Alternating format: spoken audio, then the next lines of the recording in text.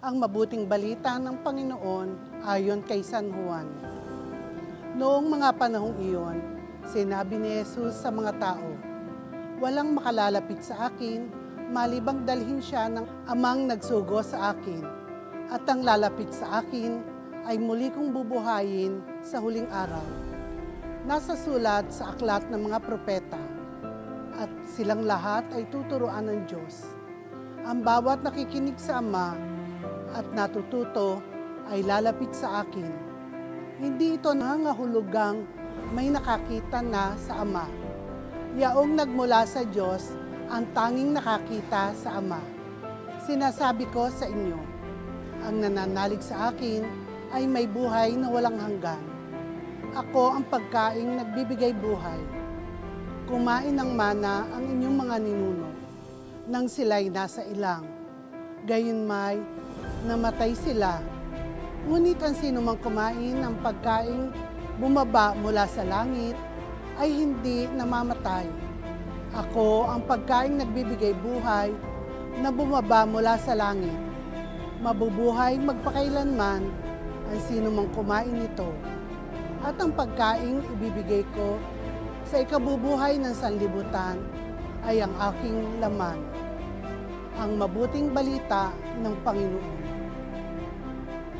Marami sa ating mananampalataya sa ngayon na hindi lubos na naunawaan kung ano ang banal na sakramento sa Eucharistia na ating tinatanggap ting banal na misa.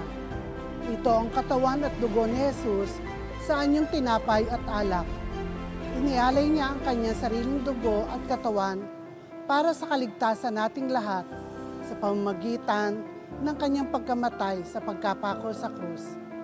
Kaya pinapayuhan ang lahat na ihanda ang sarili bago tumanggap ng banal na komunyon, magkumpisal at pagsisihan ang mga nagawang kasalanan. Nawa ang sagradong katawan at dugo ni Kristo na ating tinatanggap ting banal na misa ang siyang ating maging lakas ng katawan at kaluluwa at ng puso at isip nating madaling manghina sa panahon ng pagsubok at problema. Manalig lang tayo na ang Diyos ay hindi malayo sa atin.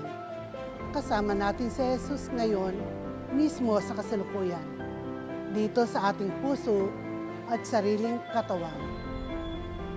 Manalangin tayo. Panginoon naming Jesus, patawarin mo kami sa lahat ng mga kasalanan at pagkukulang namin sa iyo at sa hindi lubusang pagpapahalaga sa iyong pag-aalay ng buhay. Kaawaan mo kami dahil sa kakulangan namin ng pangunawa. Ngunit gusto ka naming tanggapin ng buong buo. Kaya tulungan mong palawakin ang aming puso at isip. Patuloy mo po sana kaming gabayan at papag-alabin ang aming pananampalataya sa iyo hanggang kamatayan. Amen.